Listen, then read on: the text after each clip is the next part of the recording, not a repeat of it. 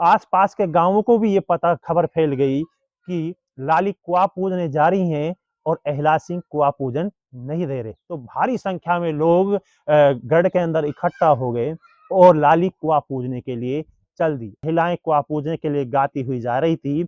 जैसे ही ढोल नगाड़े बजे, एहलाज सिंह ने समझा कि इन्होंने युद्ध की घोषणा कर दी है। इधर एक तरफ से महिलाएं महिलाएं कुआं पूजने के लिए जा रही थी। इधर जो मेव समाज के लोग थे वो एहलाज सिंह की फौज को रोकने में लगे थे और एक घमासान युद्ध शुरू हो गया।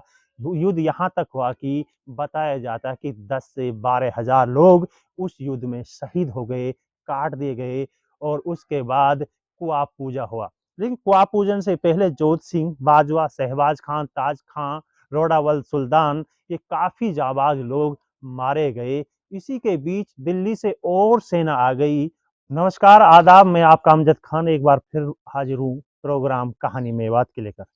आप लोगों ने ये कहानी जरूर सुनी होगी अलग के कुआं के बारे में, जो कि गढ़ के अंदर है। आप लोग जानते हैं और आप लोगों ने सुना होगा कि अलग का कुआं पूजने पर एक लड़ाई हुई थी। ये लड़ाई 1637 में हुई थी। आपको बता दें, जब राय भान के को उस कुएं को घेर लिया गया, एहलाज सिंह की फौज वहां नीचे पूरे जमा थी, जबकि जो राय भान के लोग थे वो पहाड़ पर थे। आपको बता दें, इसमें सिर्फ पहाड़ जो थे यही यही नहीं लड़े थे, बल्कि इसमें बहुत से गांवों के योद्धा आए हुए थे, क्योंकि राय भान को पता था लड़ाई कोई मामूली नहीं है, ये बादशाह से लड़ाई छिड़ चुकी है।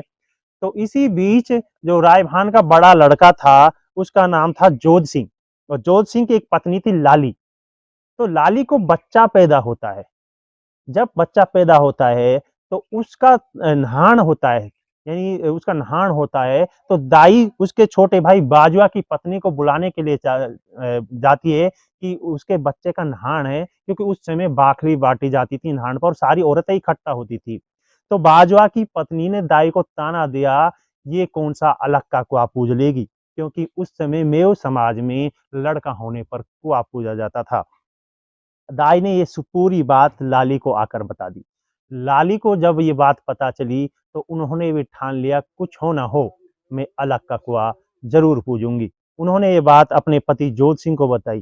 जब राय भान को ये बात पता चली तो राय भान ने लाली को बहुत समझाया, बेटी नीचे एहलाज सिंह की फौज है, हमें चारों तरफ से घेर रखा है, अलग का कुआं पूजने का सवाल पैदा नहीं होता। लेकिन उन्होंने साफ इनकार कर दिया कि मैं जब तक खुशी नहीं मनाऊंगी, जब तक मेरे बेटे का कुआं नहीं पूजा जाएगा। बात यहाँ जब पहुंची तो राय भान बड़े चिंतित हो और उन्होंने एहलाज सिंह को एक खत लिखा कि आप कुआं छोड़ दीजिए, हमारे परिवार में बच्चा पैदा हुआ है और हमारी औरतें कुआं पूजना चाहती हैं। तो एहलाज सिंह इसके लिए तैयार हो गया और उन्होंने अपनी सेना को लगभग 1 किलोमीटर पीछे हटा लिया कि इनका कुआं पूजना है और कुआं पूज देना चाहिए। लेकिन जब कासिद जो खत लेकर आया था, जब वो वापसी जा रहा था, तो इसका एहलाज सिंह का एक छोटा भाई साहब पॉप सिंह, एहलाज सिंह के छोटे भाई पॉप सिंह ने कासिद को रोका और कहा कि वो कुआं तो पूज रहे हैं लेकिन गाना बाजा नहीं होगा।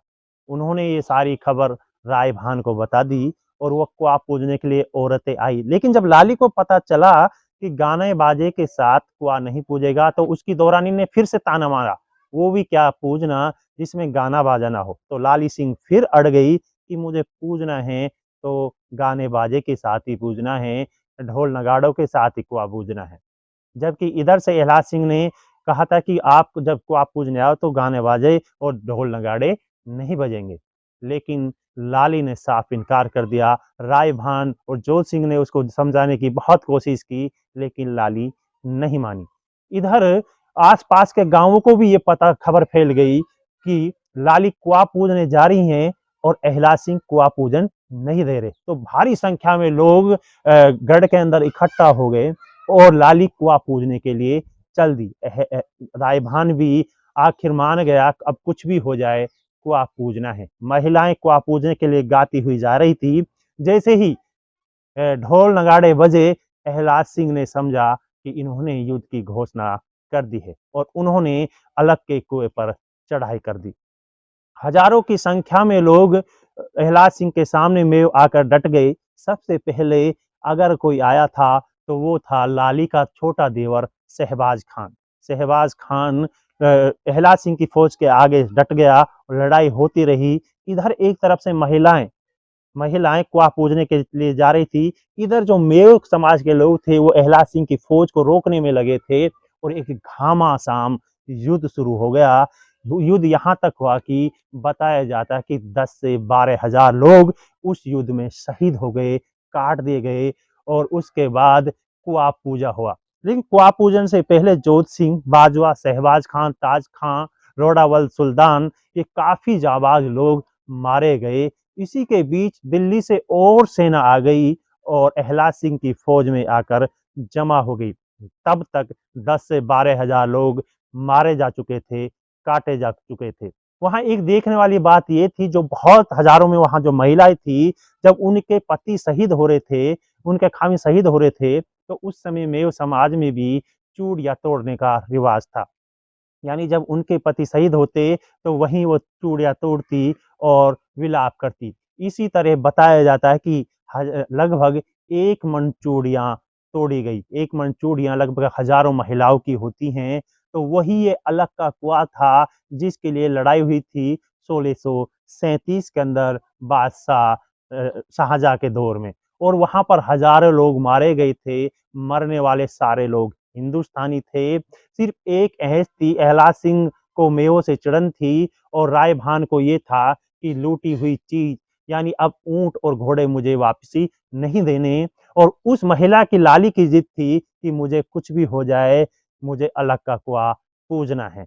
तो जब वहां दिल्ली से और सेना आ गई तो इसी बीच राय भान ने 10-12 हजार लोग काट ले गए। तो राय भान ने कहा, अलग कुआ के घाट पे गहरी मड़गी राड़, जाकी जीवन जेवड़ी, ऊपर चढ़ो पहाड़। यानी अब जो लड़ाई है घमासान हो चुकी है और फौज हो चुकी है, जिसको जान प्यारी है वो पहाड़ में चढ़ जाए। और लोग भाग भाग कर पहाड़ में चढ़ गए। इस लड़ाई के बारे में सबूत ये मिलते हैं कि कितने लोग मारे गए। एक शेर था उस टाइम का, शायर ने लिखा है, पाली वाली हेसगी अब कुआ अघात डार, जैसो तो छती कटे कुल्फी 10 हजार, 1700 आड़े कटे जब आगत गेरो जार, अलग कुआ के घाट की सारी बात सही, वाह पहाड़ के जंग की अब तक बात अमर रही, रण आयो रण ही गयो रण ही देखो बाट, रोशन करो अजानगढ़ रही हमारी सदा सुबात, रंग भीड़ा पहाड़ बसा ओढ़ा साल दुसाल, साको 5 पहाड़ के कथगो टाडी बाज। तो इस दोहे से हमें पता चलता है कि उसमें हजारों लोग काटे थे। खैर, आपको हमारी ये कहानी कैसी लगी कमेंट बॉक्स में जरूर बताएं। वीडियो को ज़्यादा से ज़्यादा लाइक और शेयर करें। फिर से हम एक बार नई कहानी मेवात के लेकर हाजिर होंगे। तब तक आप हमें अलविदा कहिए।